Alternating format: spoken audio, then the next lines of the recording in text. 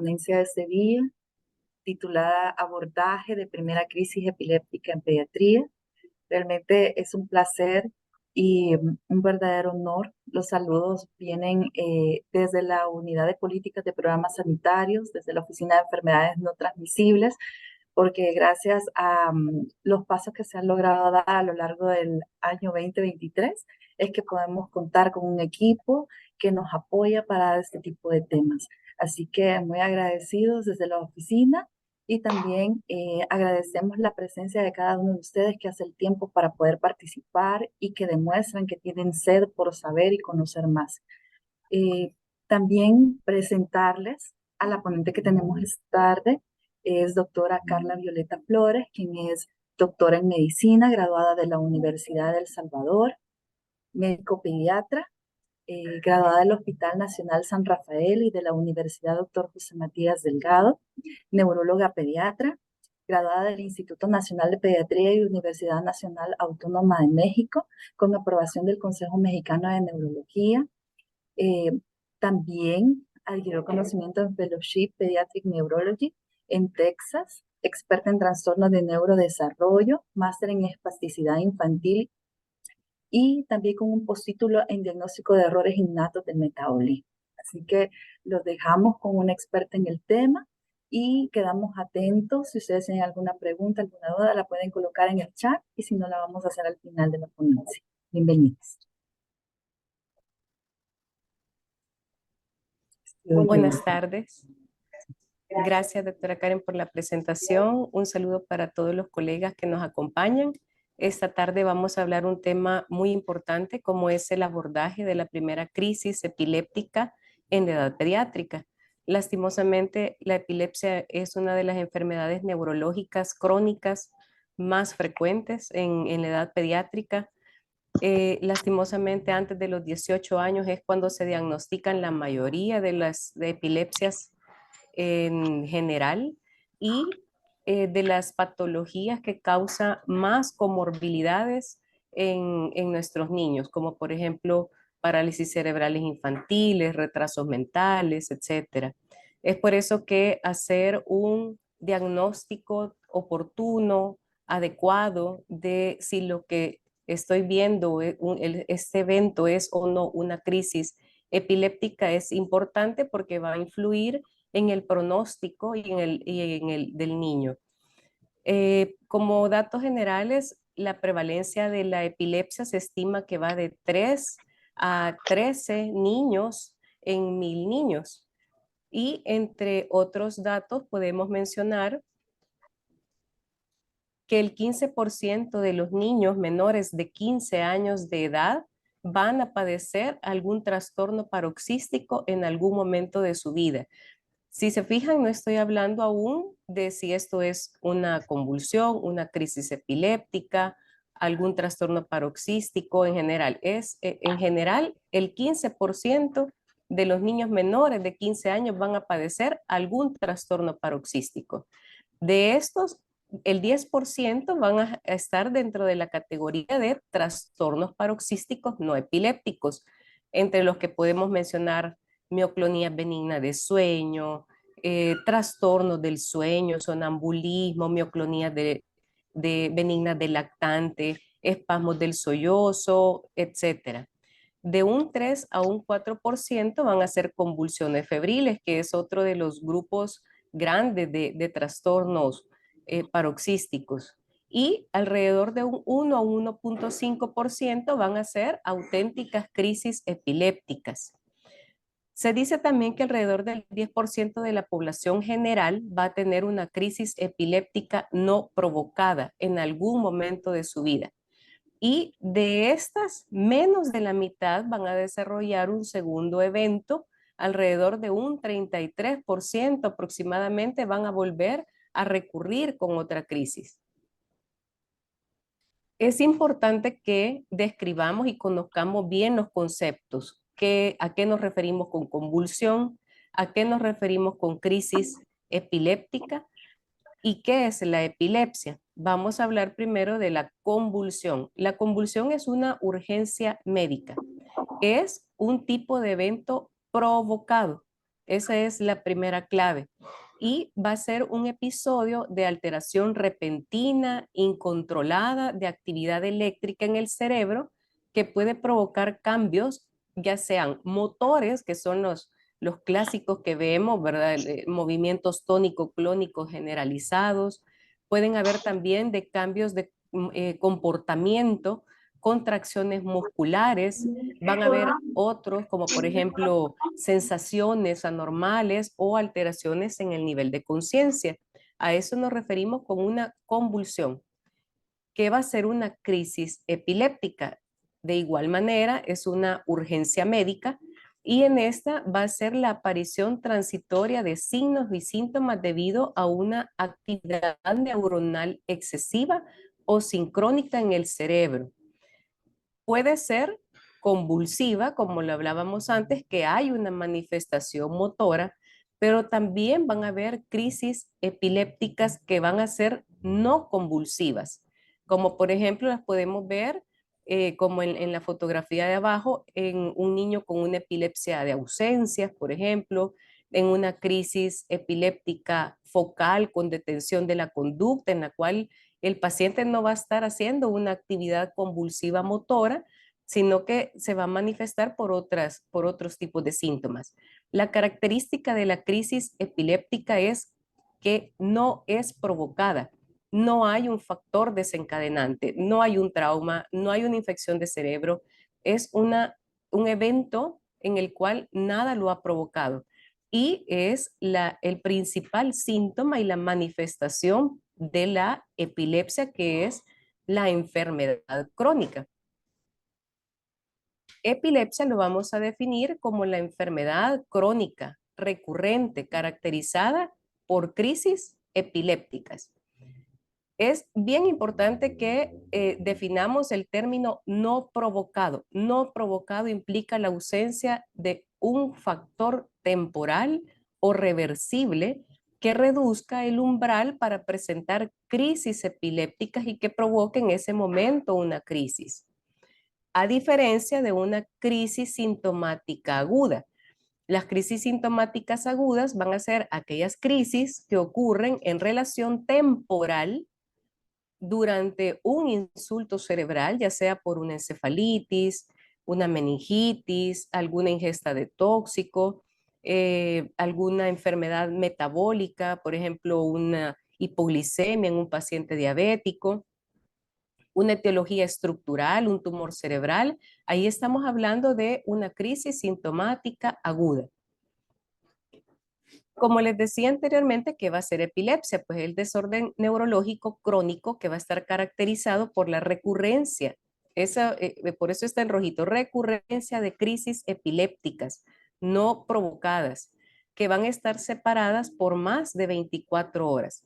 Esto según la definición de la Liga Internacional para la Lucha contra la Epilepsia, como se conoce ILAE por sus siglas en inglés. También la última definición incluye el término de epilepsia al riesgo de presentar una nueva crisis que sea no provocada, que tenga un riesgo de mayor al 60%. Puede ser un ejemplo, un paciente que tuvo un evento cerebrovascular.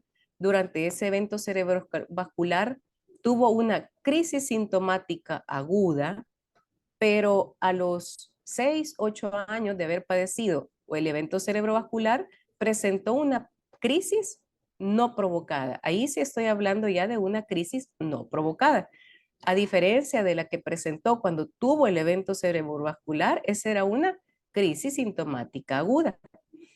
Y también el término de epilepsia lo podemos integrar cuando ya tenemos síndromes epilépticos. ¿A qué me refiero con síndromes epilépticos? Va a ser un tipo de epilepsia específica que se caracteriza en determinada edad, que tiene un patrón electroencefalográfico característico, como por ejemplo, ya lo vamos a ver más adelante, en algunos casos clínicos, el síndrome de West. El síndrome de West es un tipo de epilepsia generalizada, es un síndrome epiléptico en el que se caracteriza por crisis flexoras, espasmos flexores o espasmos extensores y que tiene una característica en el electroencefalograma que se conoce como ipsarritmia. Ahora, ya teniendo claro los conceptos de convulsión, crisis epiléptica y epilepsia, hay algunos axiomas en neurología, como por ejemplo, que no toda crisis epiléptica es convulsiva, ya lo hablábamos previamente, ni toda convulsión es epilepsia.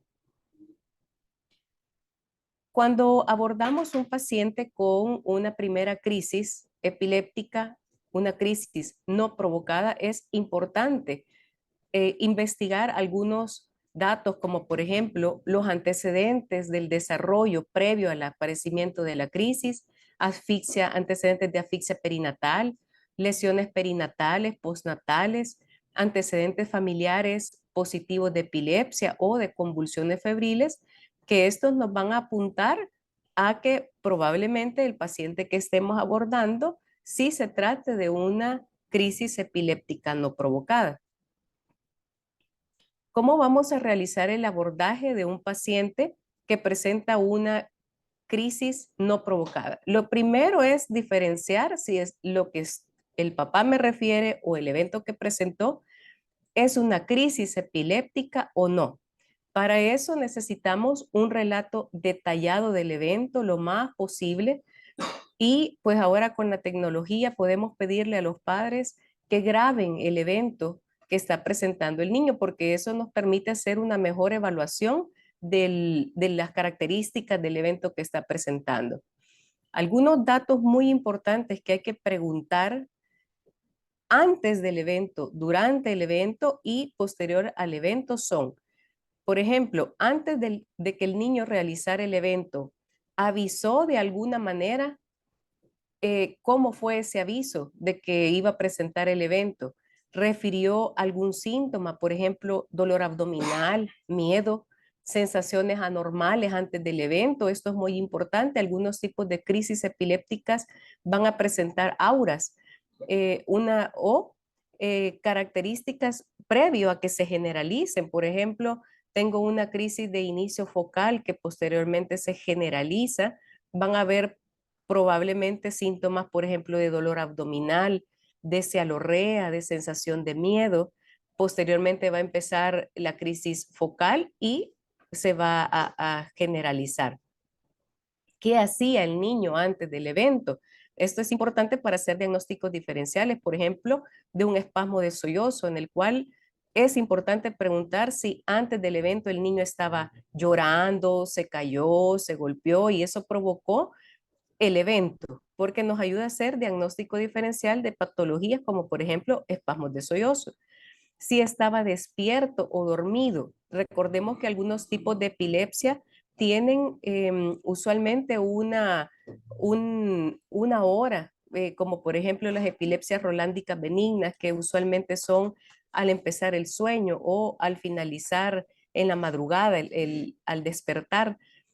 Es importante preguntar si estaba despierto o dormido.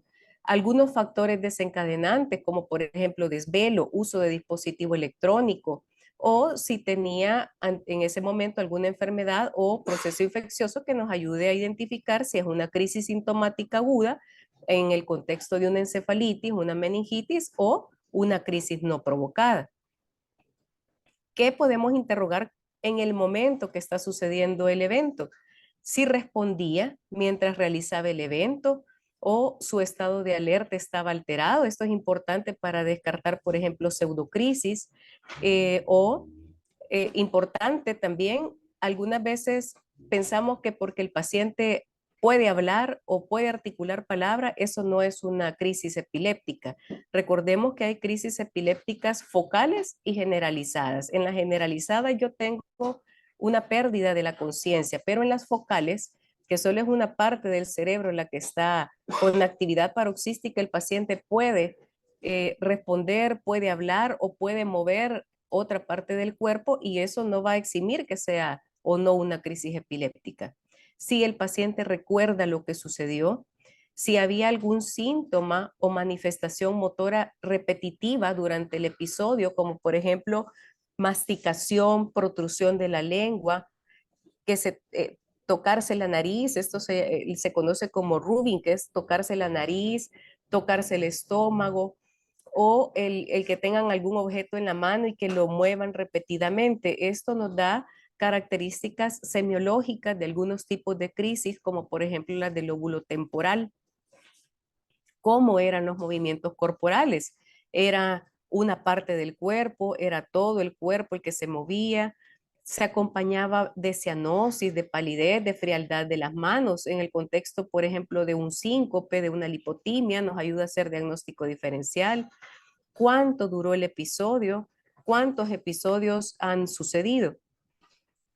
Y en el posictal, o sea, posterior al evento, es importante preguntar cómo fue la recuperación del paciente después del evento, si hubo pérdida o no del control de esfínteres, si se acompañó de salivación o de vómitos, cuánto tardó en regresar a su estado basal normal o si presentó algún síntoma posterior al evento, como les mencionaba, vómito o dolor de cabeza. Otras preguntas que van a ser importantes para identificar si lo que estoy viendo fue una crisis epiléptica o un trastorno para una crisis epiléptica, o sea, no provocada, un trastorno paroxístico no epiléptico o una crisis provocada, es preguntar los antecedentes perinatales, los antecedentes postnatales, antecedentes patológicos, si el paciente tiene alguna comorbilidad, si ha sufrido algún trauma, alguna infección actual o previa, si ya había sucedido antes el evento. Importante indagar siempre el neurodesarrollo, es algo que usualmente en una situación de urgencia, de emergencia, no lo preguntamos, si el niño ya tenía sus hitos del desarrollo establecidos y antecedentes familiares de epilepsia. En nuestro abordaje diagnóstico, el segundo ítem que tenemos que investigar va a ser qué tipo de crisis estoy viendo. Ya identifiqué en el primero si es una crisis epiléptica o no. Yo ya lo diagnostiqué que lo que vi y lo que me presentó el papá fue una crisis no provocada, es una crisis epiléptica. Entonces voy a caracterizar ese tipo de crisis. Como les mencionaba antes, hacer diagnóstico diferencial de trastornos paroxísticos no epilépticos, entre los que podemos mencionar, por ejemplo, en la edad de 0 a 3 años están las mioclonías neonatales benignas del sueño, los espasmos del sollozo, el síndrome de Sandifer, la masturbación infantil o conocida como onanismo, el espasmo nutans, alrededor de los 3 a los 6 años, las parasomnias, los terrores nocturnos, las mioclonías del sueño, el sonambulismo, los tics, las estereotipias. En los niños con trastornos de espectro autista, por ejemplo, nos pueden hacer un reto diagnóstico entre si lo que me están presentando es una crisis epiléptica, una crisis no provocada o un trastorno paroxístico no epiléptico. A la edad de los 6 a 12 años, el síncope, vuelven a debutar también los trastornos del sueño como las pesadillas, el sonambulismo. Y en el adolescente, que pues, se manifiestan mucho las pseudocrisis, las crisis conversivas, el síncope, crisis psicógenas de hiperventilación, las alucinaciones hipnagógicas, que son las alucinaciones que ocurren durante el sueño. ¿Cómo voy a hacer el abordaje de una crisis epiléptica? Aquí lo que les muestro en la pantalla es la clasificación de los tipos de crisis según la ILAE en su última clasificación del 2017, en el que nos divide en 3 tipos. La de inicio focal, como lo mencionaba antes, es una parte del cerebro la que nada más tiene la actividad anormal. La de inicio generalizado, y la de inicio desconocido, porque muchas veces con solo la caracterización no podemos describir si eso tuvo un origen focal o generalizado. Las crisis de inicio focal las vamos a clasificar en 2. Si hay preservación de la conciencia o si la conciencia está alterada. Puedo tener de los 2 tipos. Esto era lo que antes conocíamos como parciales, que equivale a focal, simple cuando no había alteración de la conciencia y compleja con alteración de la conciencia. Hoy ya se conocen como focales con la conciencia conservada o conciencia alterada. y luego podemos describirlas según la manifestación. Si es motora, por ejemplo, la tónica, la mioclónica, la crisis clónica, la atónica, todas estas tienen manifestación motora. Y tenemos las de inicio no motor, como por ejemplo detenciones de conducta, crisis cognitivas, crisis emocionales, crisis sensoriales, y si de focal se generalizan a tónico-clónica. Luego tenemos las crisis generalizadas. De igual manera las vamos a describir como motoras o no motoras. Si se fijan, muy parecida a las focales. Las motoras tenemos la tónica, la clónica, la tónico-clónica, la mioclónica, la atónica. Aquí encontramos los espasmos epilépticos y las no motoras en las que encontramos a las ausencias. Y las que no logramos clasificar, ¿verdad? Que desconocemos en cuanto a su semiología, sin clasificarlas entre focales o generalizadas. Luego que ya diagnostiqué que lo que me presenta el evento es una crisis epiléptica, una crisis no provocada, clasifico el tipo de crisis. El tipo de crisis que presentó fue una crisis generalizada, tónico-clónica, por ejemplo. Viene la segunda parte, la tercera, perdón, que es la causa de la crisis. Entre estas, para hacer una clasificación de la primera crisis, se recomienda que lo hagamos en 5 grupos. Estoy ante esto con el fin de evaluar la recurrencia del aparecimiento de las crisis y evaluar la necesidad de tratamiento farmacológico. ¿Cómo vamos a dividir estas crisis? Esta etiología de las crisis. Si es una crisis epiléptica provocada, por ejemplo, por medicación, abuso de sustancias, cuadros metabólicos. Dentro de esta encontramos las crisis febriles de la infancia. Son crisis epilépticas provocadas. Tenemos las crisis sintomáticas agudas, como lo mencionaba, cuando hay un proceso intracraniano agudo, un evento cerebrovascular, una infección de cerebro. Si tengo una crisis sintomática remota, ya tuve una lesión preexistente y que no fue evolutiva y presento una primera crisis no provocada. Las crisis epilépticas asociadas a síndromes epilépticos, como les mencionaba previamente, un ejemplo, el síndrome de West, o si estoy ante una crisis sin causa identificada, no provocada.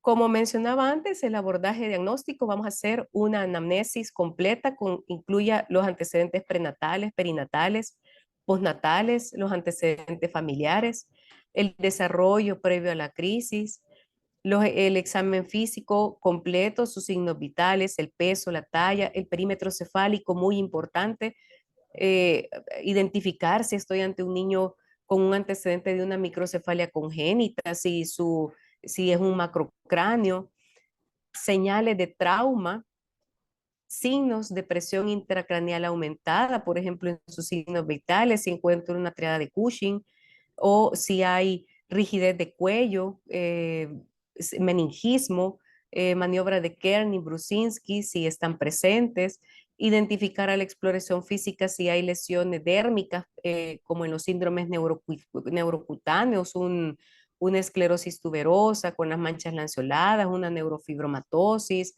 un Struge-Weber con un hemangioma hemifacial, y realizar la exploración física neurológica que incluya fundoscopía de ojo para identificar papiledema, alteración del movimiento de los ojos, reflejos, signos de irritación meningea.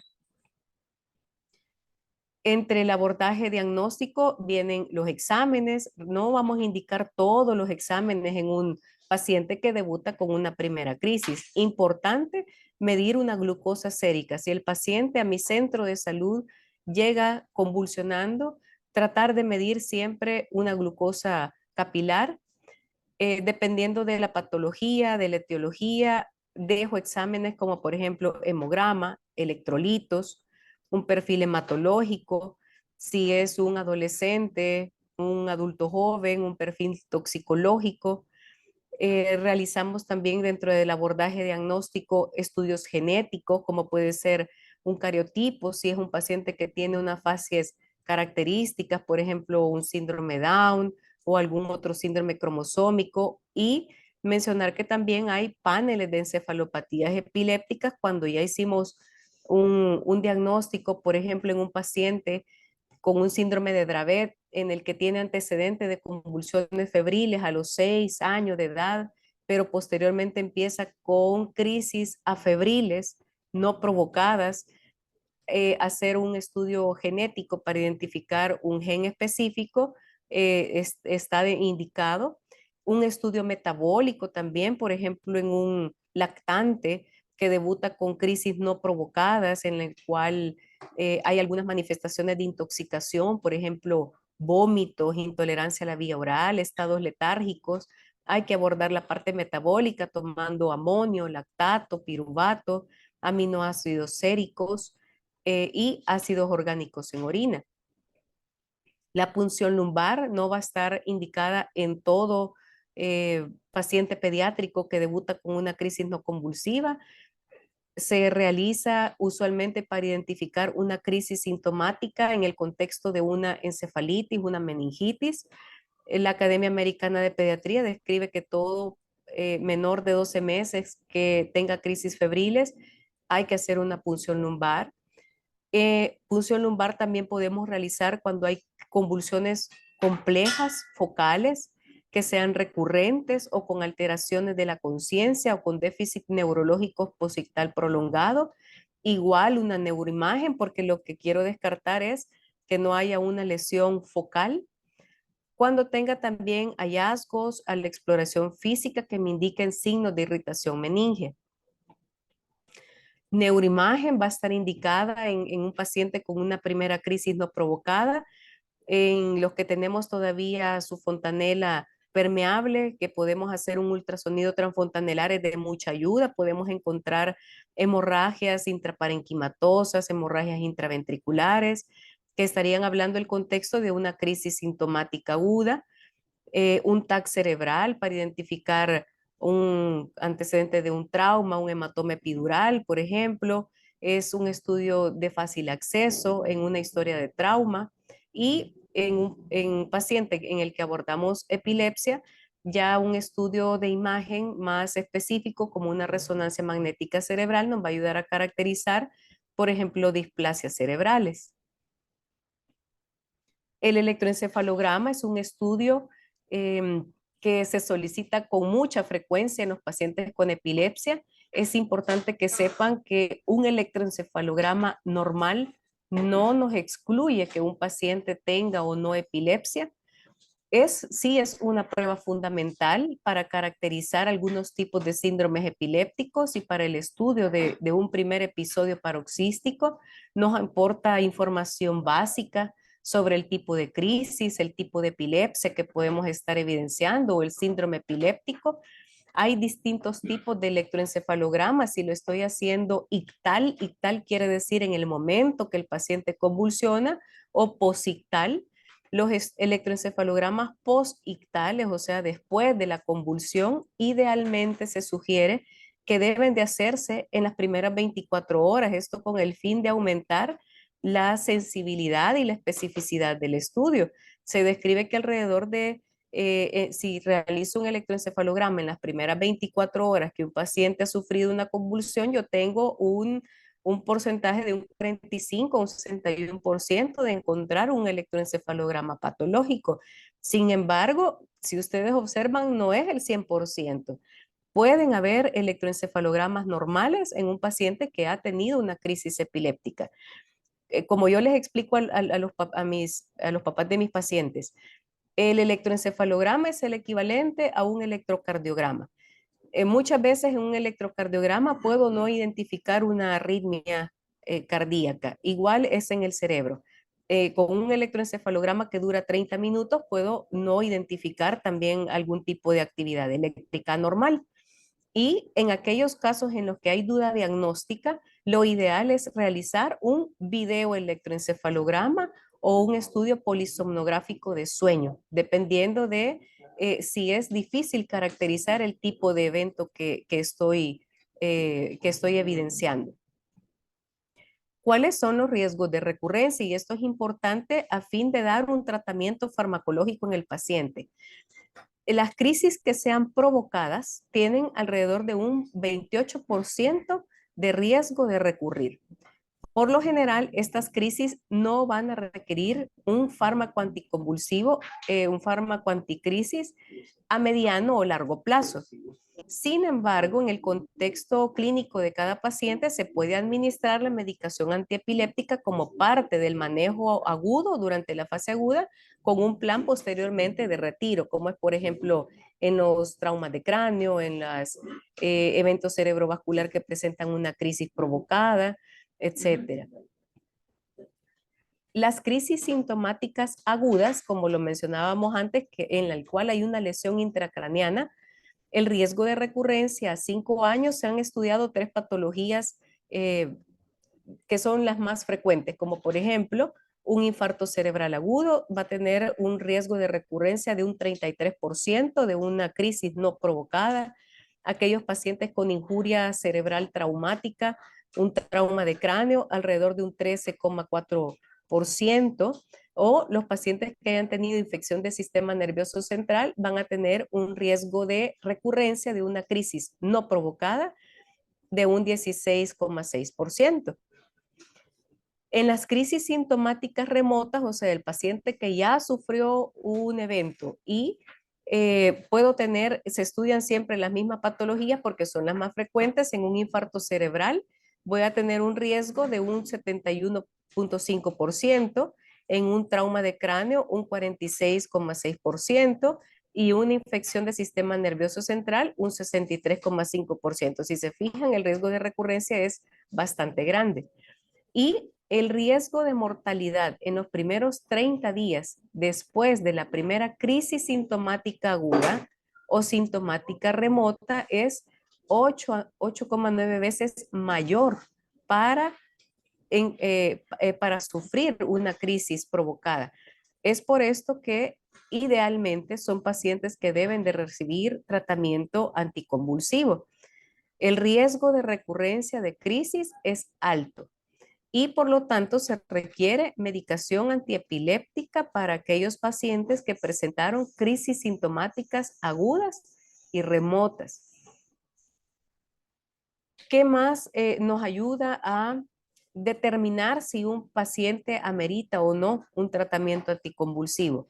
Se dice que alrededor del 53 al 70% de las crisis van a recurrir en los 6 primeros meses, un 70, un 77% a los 12 meses. Y en los primeros 24 meses, o sea, al año, a los 2 años, perdón, más o menos un 88 a un 90% de recurrencia de crisis. Este término es bien importante, esta frecuencia que nos refieren, porque es también la que nosotros utilizamos como parámetro de por qué dejamos usualmente 2 años de tratamiento en un niño que ya tiene diagnóstico de epilepsia, porque el riesgo de recurrencia es muy frecuente en esos primeros 24 meses. Entonces, todo niño que tiene más o menos 2 años de que no ha presentado ya una crisis en 2 años, nos da un factor de buen pronóstico para disminuir o reducir un fármaco. También se dice que de un 20 a un 40% de los pacientes con una supuesta primera crisis no provocada han tenido un episodio previo, no bien definido o identificado por la familia, cuidadores o pediatras. Esto es bien importante y la frecuencia es bien alta.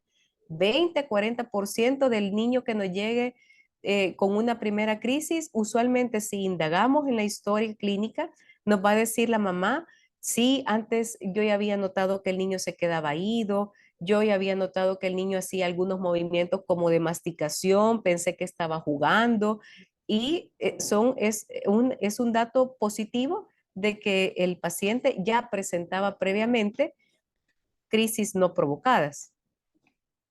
Ahora, vamos, ¿qué tipo de crisis vamos a tratar y cuáles no vamos a tratar?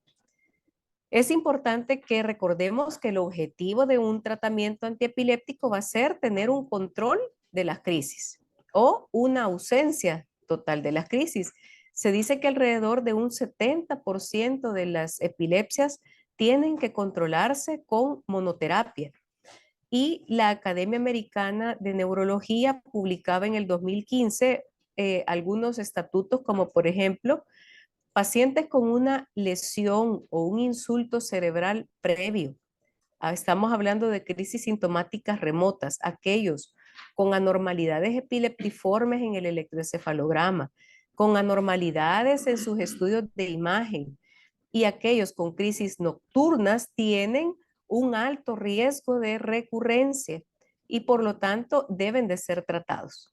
Pacientes con crisis sintomáticas remotas deben de ser tratados.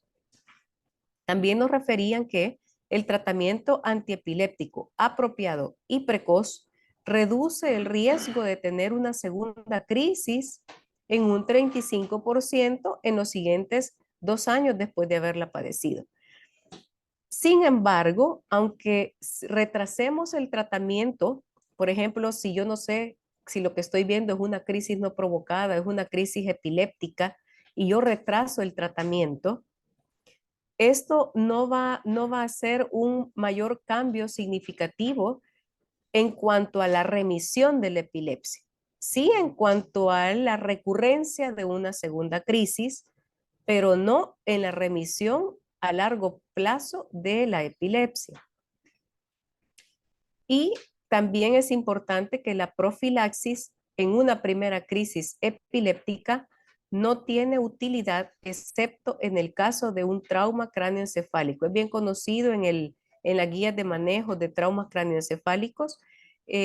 Cuando el paciente presenta una crisis inmediata a un trauma cráneoencefálico, el uso de la fenitoína, y es el único caso en el que se utiliza de manera profiláctica también. ¿Qué fármaco vamos a utilizar? En la etapa pediátrica hay fármacos descritos. Estos los pueden encontrar en los lineamientos del 2021 de la atención para las personas con epilepsia. Los pueden descargar en las plataformas del Ministerio de Salud. Este documento se encuentra ahí y aquí nos habla sobre el manejo del mantenimiento de paciente con epilepsia. ¿Qué fármaco voy a utilizar de primera línea? Sé que no en todos los establecimientos de salud contamos con todos los fármacos. Los fármacos de primera línea ante un estatus epiléptico siempre va a ser una benzodiazepina. Fármacos de segunda línea contamos con fenobarbital, fenitoína, carbamazepina, ácido valproico. Y dependiendo del tipo de crisis es como vamos a elegir el tipo de anticonvulsivo, de fármaco anticrisis. Por ejemplo, en los tipos de crisis que son generalizadas se observan en el recuadro, tenemos las tónicas, las clónicas, las mioclónicas, los espasmos, las ausencias. Los fármacos de primera línea van a ser fenobarbital, ácido valproico, levetiracetam. Importante si identificamos un tipo de crisis mioclónica, y si se fijan, la fenitoína está excluida de ese grupo de fármacos porque muchas veces es difícil caracterizar, por ejemplo, si estoy ante una crisis mioclónica, si estoy ante una crisis de espasmos infantiles o ausencias también en las cuales la fenitoína exacerba este tipo de crisis. Idealmente utilicemos, si estamos ante una crisis generalizada, fenobarbital, valproico, y si contamos, pues levetiracetam. En las crisis focales, el fármaco de elección va a ser la carbamazepina, la oxcarbazepina, la fenitoína podemos utilizar también, y si contamos con topiramato, el topiramato es un fármaco también de elección. En las mismas lineamientos pueden encontrar este recuadro en el cual se habla de la dosis de mantenimiento de los anticonvulsivos, la dosis de mantenimiento, el nivel terapéutico. Creo que no vale la pena mencionar cada uno. Esto lo pueden encontrar en los lineamientos. Siempre es importante informar a los pacientes que todos los fármacos anticonvulsivos, anticrisis, van a tener efectos adversos, van del 7 al 31%. Cada fármaco tiene efectos distintos. Por ejemplo, el fenobarbital produce mucha sedación, produce adormecimiento en los niños, el ácido valproico, caída de cabello, aumento del apetito. Ya a nivel de exámenes de laboratorio pueden presentar plaquetopenia, alteración de las pruebas hepáticas. La fenitoína va a tener crecimiento de las encías, hirsutismo. Puede presentar también movimientos de los ojos anormales, ataxia, etcétera. Mencionar y conocer los efectos secundarios de los anticonvulsivos y mencionarlos a los papás. Importante también en la fenitoína, la oxcarbazepina, la carbamazepina, el síndrome de Steven Johnson, rash, alergia, hay que referir a los padres que tienen que estar vigilantes de este tipo de reacciones. ¿Cuáles van a ser los criterios de referencia de un paciente que presenta una crisis no provocada?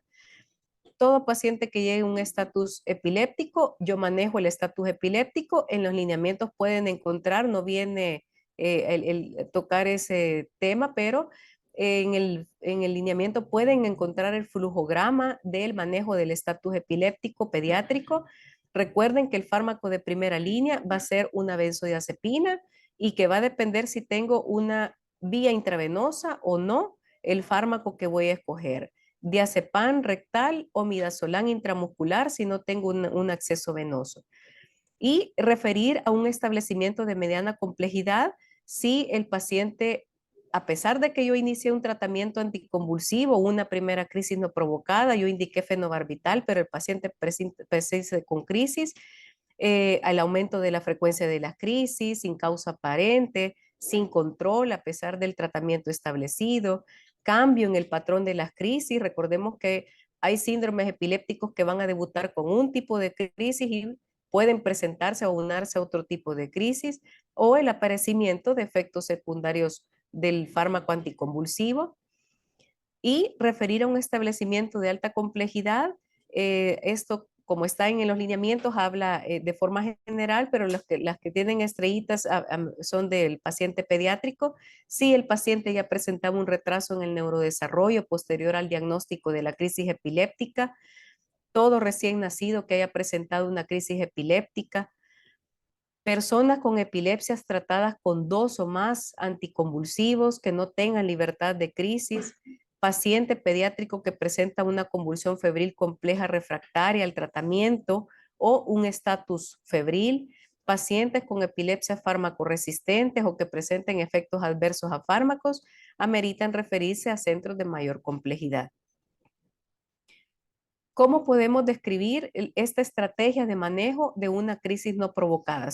Lo vamos a dividir en 6 pasos. Primero, confirmo el diagnóstico. Recordemos en la diapositiva que les presentaba antes, lo que tengo es una crisis provocada o no provocada. Entonces, confirmo el diagnóstico. Luego, establezco el tipo de crisis, ya lo vamos a ver más adelante, y si puedo integrar el tipo de epilepsia, sería ideal. Tercer paso, evalúo la necesidad del tratamiento del paciente según lo hablábamos en los riesgos de recurrencia. Como cuarto paso, selecciono el fármaco anticrisis. Como quinto paso, inicio una monoterapia. Nunca es lo ideal iniciar con 2 fármacos anticonvulsivos. Lo ideal es iniciar con monoterapia. Recordemos que un 70% de las epilepsias deberían de poderse controlar haciendo un adecuado diagnóstico, escogiendo el fármaco ideal, teniendo las dosis ideales del fármaco, deberían de controlarse. Y como sexto paso, puedo cambiar la monoterapia si no tengo control del paciente o elegir una biterapia.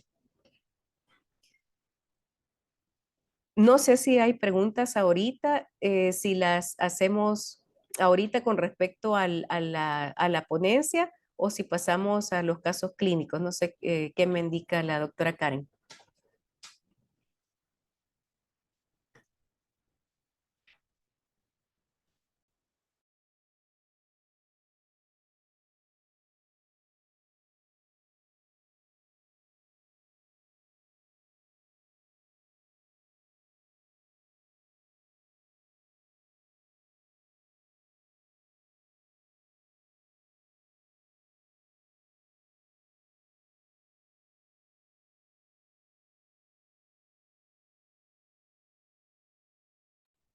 Gracias.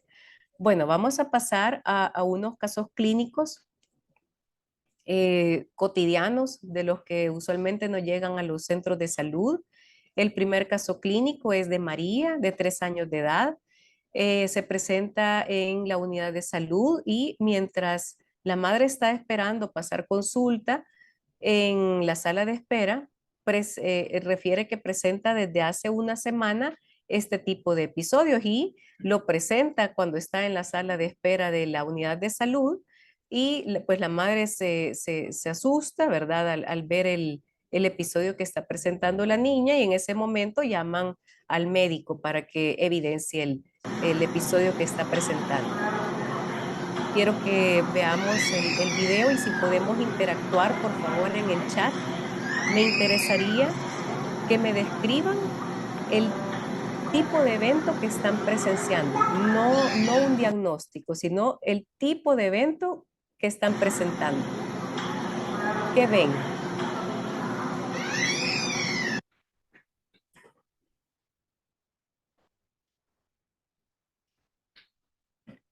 ¿Quién puede comentar, por favor? ¿Qué tipo? Describan qué es lo que estamos observando.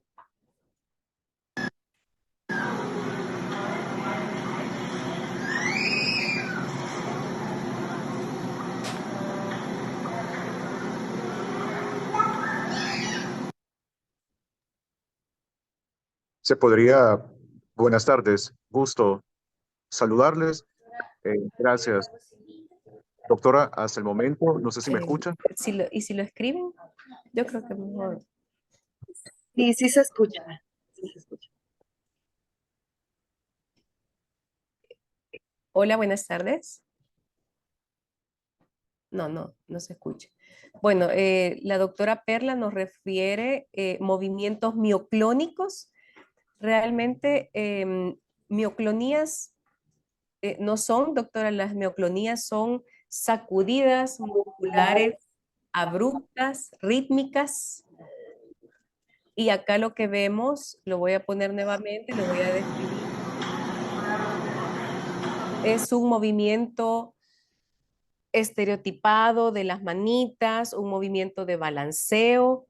Si se fijan, es un movimiento pélvico. La niña pone sus manitas sobre su pelvis y hace este movimiento de contorsión. Usualmente, si le preguntáramos a la mami, puja en ese momento, hace gemidito, se pone robicunda, sudorosa. Quisiera que me pudieran comentar si les parece esto, primero, una crisis epiléptica no provocada o un trastorno paroxístico no epiléptico.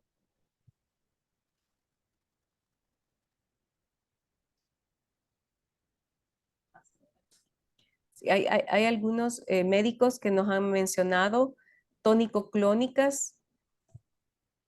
Realmente las crisis tónico-clónicas, doctor, va a tener 3 fases.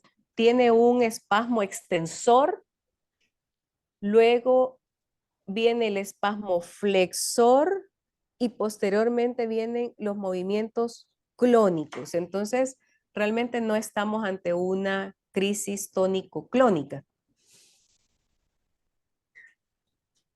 Sí, doctora Perla, en efecto es un trastorno paroxístico no epiléptico. Este es un evento paroxístico no epiléptico, exacto, es conocido como onanismo o masturbación infantil.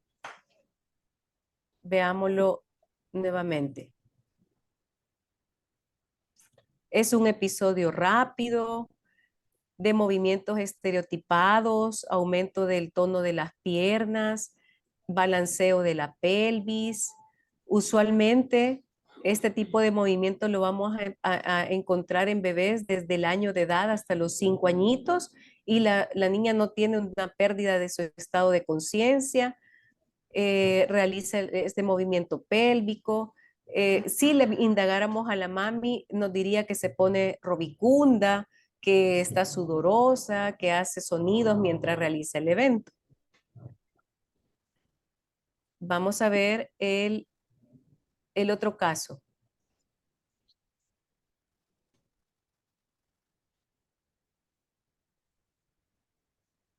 El otro caso clínico es José, de 6 años, es trasladado por los padres por presentar en casa un episodio matutino a las 5 de la mañana, antes que al despertarse, lograron grabar, nos muestran el video en la consulta, llega a la unidad de paciente, a la unidad de emergencia el paciente, se recibe con un Glasgow de 14 puntos, alerta, responde a estímulos, interactúa con el examinador.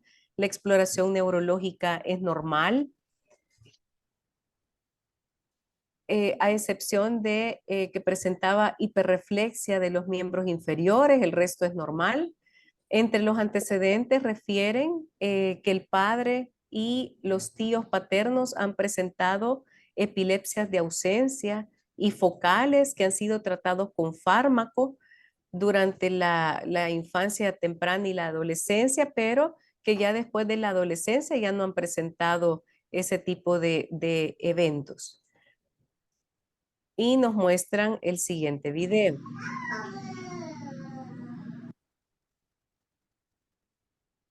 Quiero que lo observen y me describan una descripción, no un diagnóstico, una descripción de lo que estamos viendo.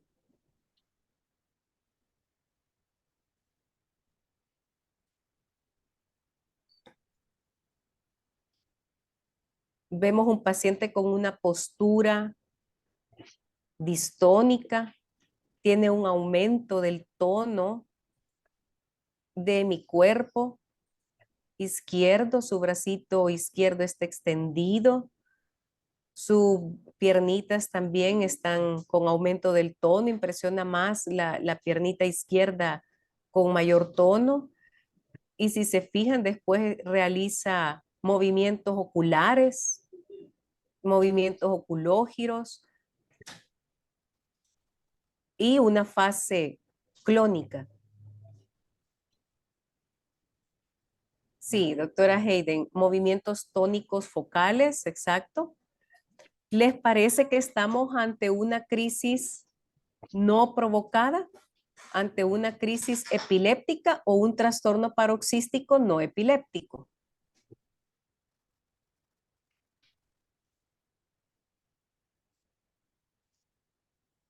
¿Estamos ante una crisis epiléptica o un trastorno paroxístico no epiléptico?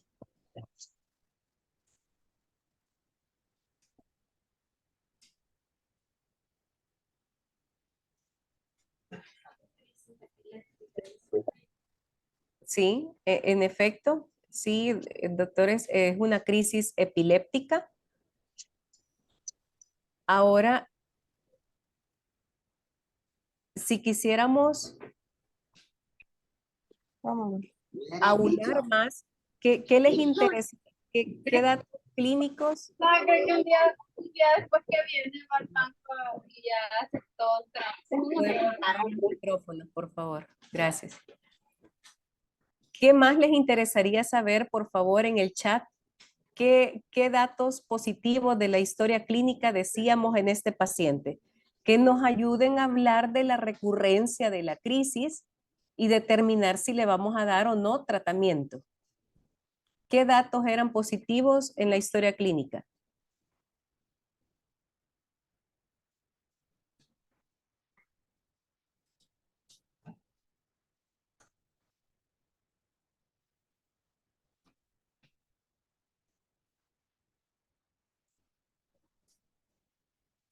Datos positivos que hablábamos de este caso en particular.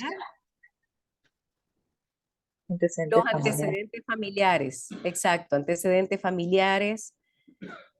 La hora a la que presentó la crisis, esto es muy característico. Este tipo de crisis se llaman, usualmente están asociadas a un síndrome epiléptico conocido como epilepsia rolándica benigna o de puntas centrotemporales, en las que las crisis van a ser matutinas al despertar o al iniciar el sueño, usualmente más frecuente en hombres, hay antecedentes familiares positivos, entonces esto nos está hablando de un tipo de crisis epiléptica, una crisis no provocada. Ahora, en la última clasificación de la Liga Internacional contra la Epilepsia, si ustedes observan esta figura, nos habla primero de clasificar el tipo de crisis. Estoy ante una crisis focal, una generalizada o una que no pude clasificar. En este caso teníamos un paciente con una crisis focal que se generaliza. Luego pasamos al siguiente paso, que es clasificar la epilepsia. Entonces yo puedo perfectamente decir, estoy ante una epilepsia focal, una epilepsia generalizada o una epilepsia combinada de crisis focales más generalizadas. Y posteriormente puedo integrar un síndrome epiléptico. Si yo realizo un electroencefalograma en este paciente, identifico las puntas centrotemporales, yo puedo decir con toda certeza, estoy ante un paciente con una epilepsia rolándica benigna o de puntas centrotemporales.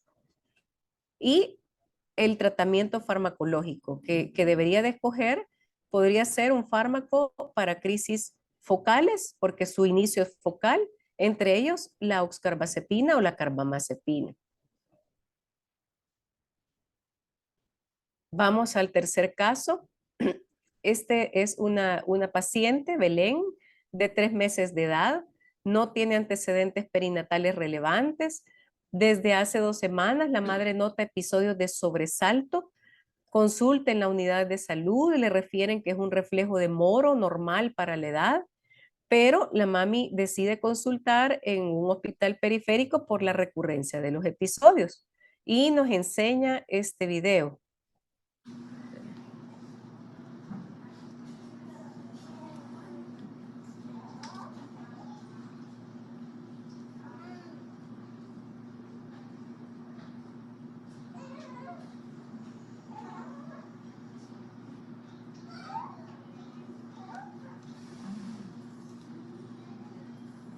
¿Cómo podríamos describir este evento?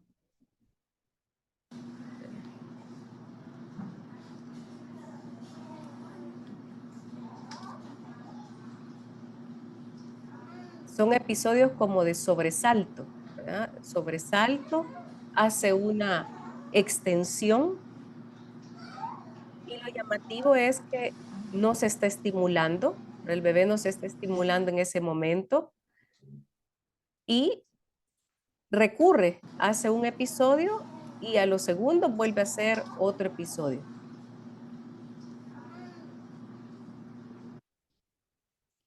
Mioclonías, podrían tratarse de mioclonías, a menos que veamos la recurrencia del evento, no podríamos decir que no es una mioclonía. Sin embargo, en el contexto hay que ver el paciente en general. Estoy viendo un bebé despierto, no está dormido, por lo tanto pensar en mioclonías benignas del lactante o mioclonías del sueño sería poco probable. El movimiento, si se fijan, el paciente como que desenfoca los ojos y posteriormente hay un sobresalto y luego a los segundos viene el otro y si le preguntamos a la mami nos va a referir que lo hace durante todo el día en forma de grupos. Eso se conocen como salvas, entonces debe de hacernos pensar en espasmos epilépticos extensores. Sí, hay algunos colegas que refieren que son movimientos estereotipados. Hay otros colegas que lo refieren como un trastorno paroxístico no epiléptico. Es muy importante para hacer un adecuado diagnóstico diferenciar en este tipo de pacientitos la historia clínica, que graben el evento. Usualmente el bebé va a estar tranquilo, por lo tanto, no es algo que lo sobresalta, no es una crisis de estremecimiento y se repite en forma de salvas.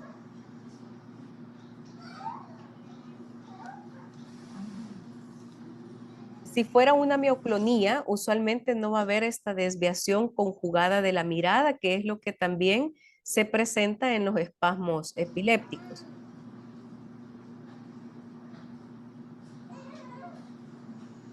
Observen los ojos cuando hace el espasmo. Eso no lo va a hacer en una mioclonía. Entonces, son algunos datos semiológicos que nos deben de ayudar a identificar si lo que estoy viendo es un trastorno paroxístico no epiléptico, como lo mencionaban, una mioclonía o un espasmo epiléptico extensor. Recordando la clasificación, en este caso es una crisis no provocada, una crisis de tipo generalizada. Si clasifico el tipo de epilepsia, es un tipo de epilepsia generalizada. Y cuando ya tengo el hallazgo en el electroencefalograma, que es una ipsarritmia, puedo clasificar el síndrome epiléptico, que es el síndrome de West.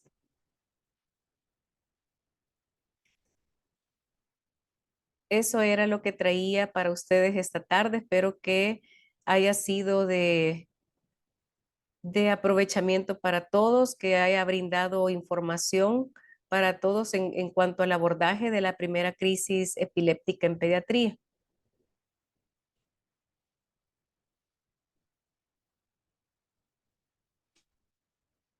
Bueno, muchas gracias. Acá tenemos algunos saludos. A ver si los logro ver.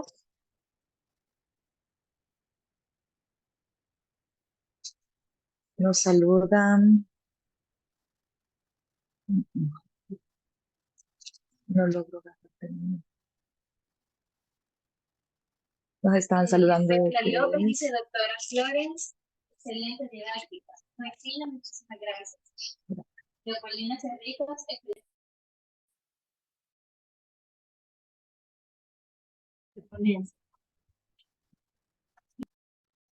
Dice, gracias, excelente.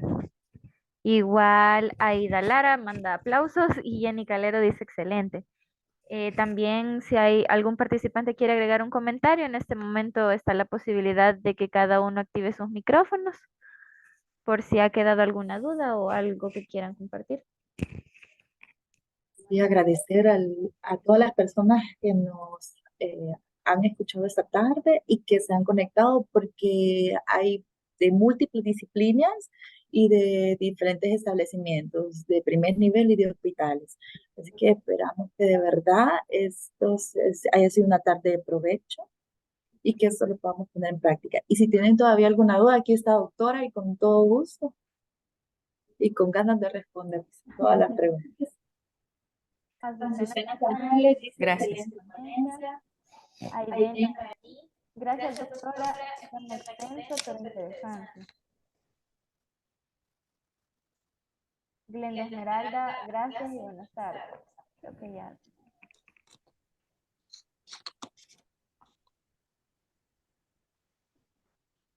Bueno, muchas gracias a todos. En el chat quedó el link. La próxima semana pueden buscar la ponencia por si quieren volver a revisarla más despacio o quieren reproducirla con su equipo de trabajo. Así que, bueno, tengan todos un buen día y un bendecido trabajo. Gracias, buenas tardes. Gracias.